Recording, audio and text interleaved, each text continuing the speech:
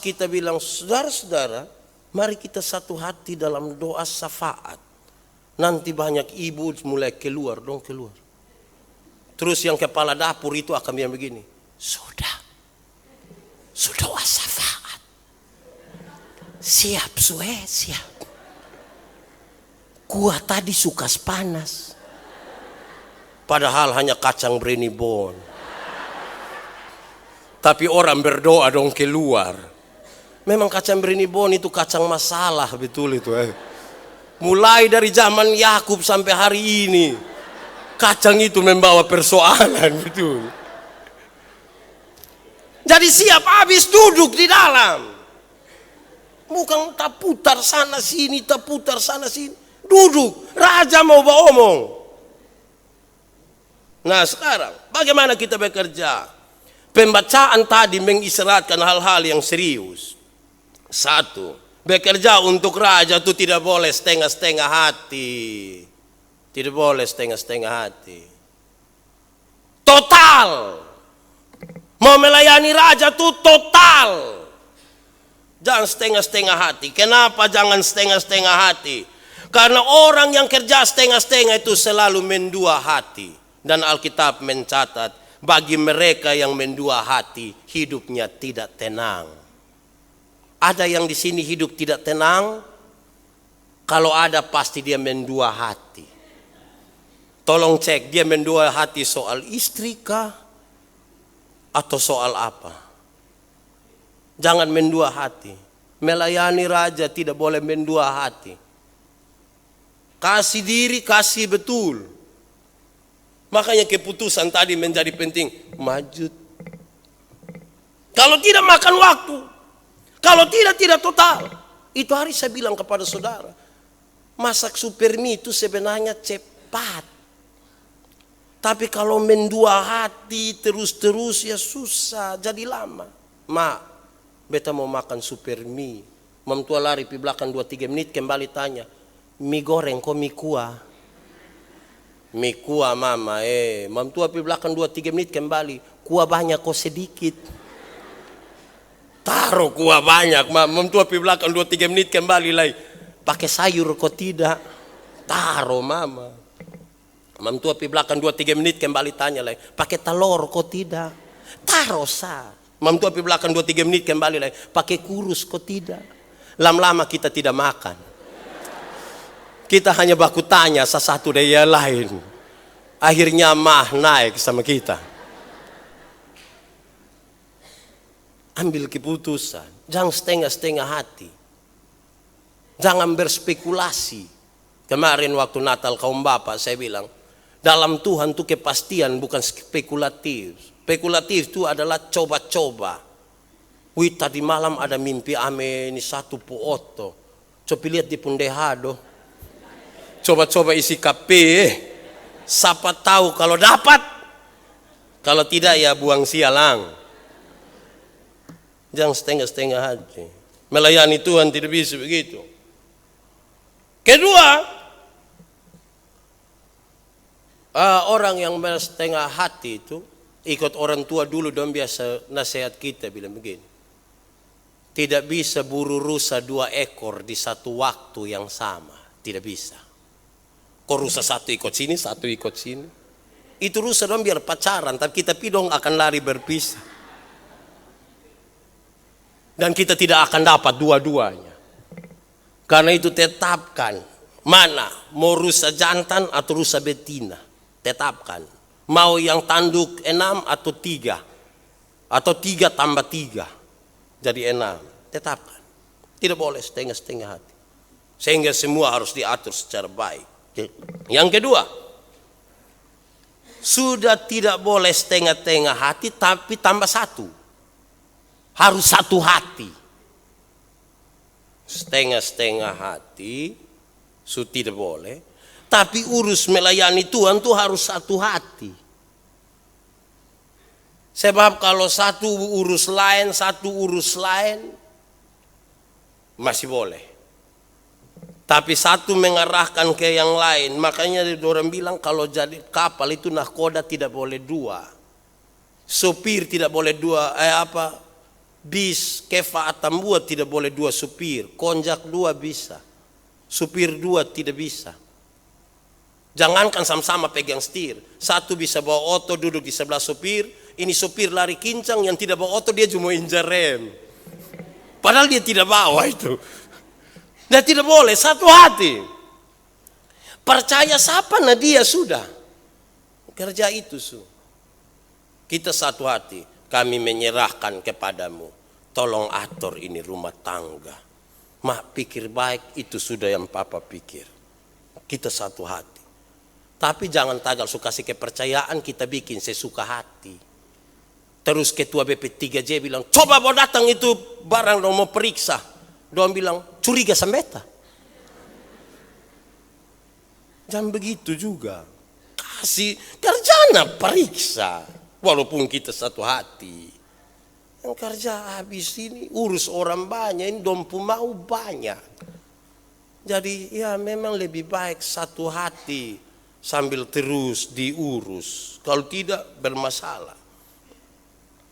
Kita lihat kalau dulu saya masih SMA suka lihat ini orang-orang suruhan dari Pak Frans Balelembang bawa dia kuda.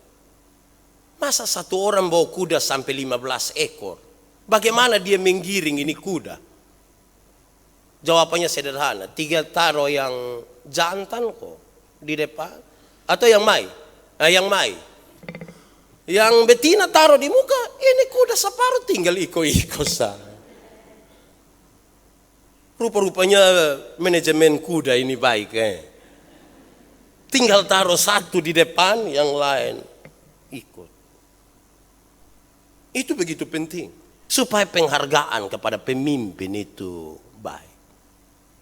Bagaimana kita melayani Tuhan dalam bakalai antara pemimpin dengan yang dipimpin. Yang dipimpin bakalai. Suruh dia pimpin, dia juga tidak mengerti. Dia butuh penghargaan kepada yang pimpin. Bahwa pimpin itu pasti ada soal. Tapi di dunia ini mana yang tidak ada soal? Semua ada soal. Tapi melayani raja tidak boleh bakalai. Saudara tahu bahwa ketika Yesus singgah di rumah Lazarus, Maria dan Marta. Yesus, lihat dulu. Di beta boleh setengah mati, di belakang dia duduk enak-enak di kaki Yesus. Terus Yesus bilang, Marta, Marta. Ini dia suami tempat yang baik. Maksudnya sesungguhnya ada sindiran kecil. Kamu ini hanya mau kas minum beta saja pakai bakalai. Coba saudara lihat, kalau ada tamu bertamu terus mau kas minum, ini tamu pas Natal terus suami istri bakalai bilang kas minum. Satu bilang jangan, dia sukinya. Itu suami itu tamu perasaanku tidak. Kalau sampai itu suami tidak itu tamu tidak perasaan, memang dia ada puasa dari kemarin. Jampi bakalai itu di muka orang situ. Bakalai di belakang sana. Bakalai di tamu pemuka soal kas makan tamu ini. Tidak boleh. Ketiga, dalam melayani Tuhan itu jangan cari kesempatan dalam kesempitan. Jangan, memang jangan. Jangan cari kesempatan dalam kesempitan. Saya ingat kami bangun satu gereja, gereja Kefas Oenai. Pak Pendeta, bilang bendahara beli paku dulu. Mau bikin apa paku? Mau bikin itu yang paku-paku kayu, kok tongkat di atas itu. Kok tiap hari beli paku? Tiap hari beli paku terus saya coba ikuti di pun soal di mana. Ternyata dapat. Banyak yang pi duduk cerita. Don cerita sambil pakai kayu kok korek-korek begini. Korek setengah jam setengah kilo itu. Itu paku setengah kilo. Nah kalau ada 4 orang korek, bukankah 2 kilo bawa pulang itu paku? Jangan cari kesempatan dalam kesempitan. Karena kita lagi melayani raja. Kasih tinggal di situ. Lagi melayani raja tidak boleh cari kesempatan dalam kesempitan. Saya dulu ketua Panwaslu. Begin-begin ketua Panwaslu. Saya juga heran dong percaya saya itu. Terakhir saya minta berhenti. Saya pembendahara itu parah. Kertas harga 29.000 ini. Dia suruh taruh 33,5. Woi, lu bawa saya dalam pencobaan. Saya bilang dia, lu jangan begitu. Dia bilang, Bapak terlalu kudus kok. Bukan. Roh penurut adik. Tapi daging lemah ini. Jadi jangan bawa saya terus-terus di situ. Jangan. Berapa nah itu sudah. Masih dari pendeta jemaat. Kepala sekolah minta tolong saya bantu ketik dong pundana bos. Kok rubah 6 kali. Saya panggil. Kok kenapa suruh rubah 6 kali? Bapak tahu lah petunjuk main berubah tuh. Berhenti itu petunjuk. Dunia ini kacau. Pada saat kamu tulis 7.500 bayar 5.000, itu yang bikin kacau. Kau tulis 7,5 bayar 7,5 selesai toh. Tulis lain bikin lain, itu yang bikin kita kacau. Jangan cari kesempatan dalam kesempitan. Cukupkan dirimu dengan apa yang ada padamu. Berbahagialah engkau dan baiklah keadaanmu. Istrimu akan seperti pohon anggur yang subur di dalam rumahmu. Dan anak-anakmu seperti tunas-tunas pohon zaitun di sekeliling mejamu. Cukupkan dirimu. Siapa yang bekerja untuk Tuhan, anaknya tidak akan minta-minta. Tidak akan. Jalan baik. KPK tidak cari. Mau hidup tenang karena mana? Saya bercerita dengan orang pensiunan dong. Kan pensiun sehat-sehat begini bagus. Itu kan kerja lurus. Tapi kalau kerja tidak lurus mau tidur sono karena mana? Tiba-tiba ada yang telepon. Mama cek dulu, cek apa? Tahu dari kejaksaan kok polisi itu. Karena mana bisa tenang ini hidup? Itu kedua. Ketiga. Sekarang keempat. Kalau kerja untuk Tuhan, mau melayani Tuhan itu, melayani Raja itu, tutup telinga untuk bahasa-bahasa yang melemahkan. Tutup telinga. Buka telinga untuk usulan yang baik, tapi tutup telinga untuk bahasa yang melemahkan kita. Dengar botol jengkel, tutup telinga. Ada MLM satu punya cerita begini. Satu saat ada lomba panjat ini menara bagi katak.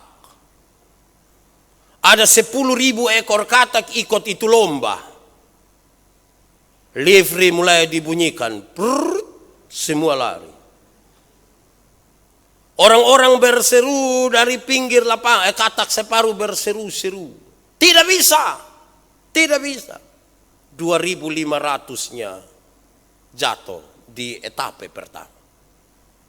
Naik etape berikut 2.000 jatuh lagi, jatuh. 9.999 jatuh, padahal tinggal 5 meter terakhir.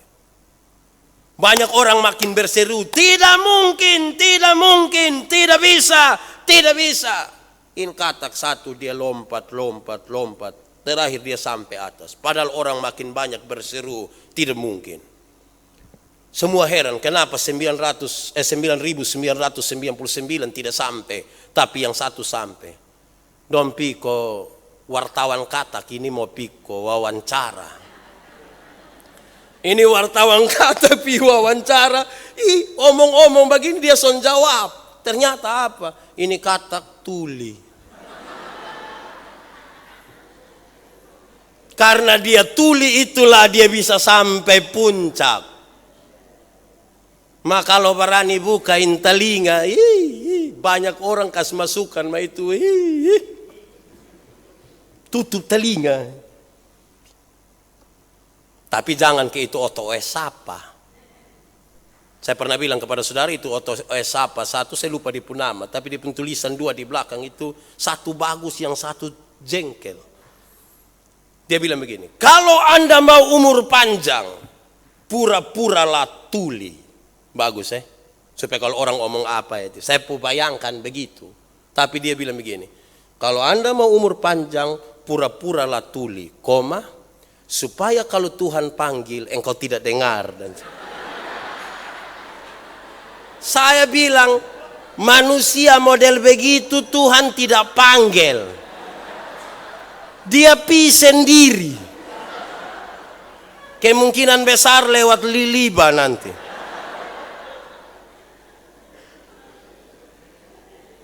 Kita ini kadang-kadang suka bikin statement, dong cukup kreatif tapi salah tempat itu. Tolong kreatiflah untuk hal-hal yang menjadi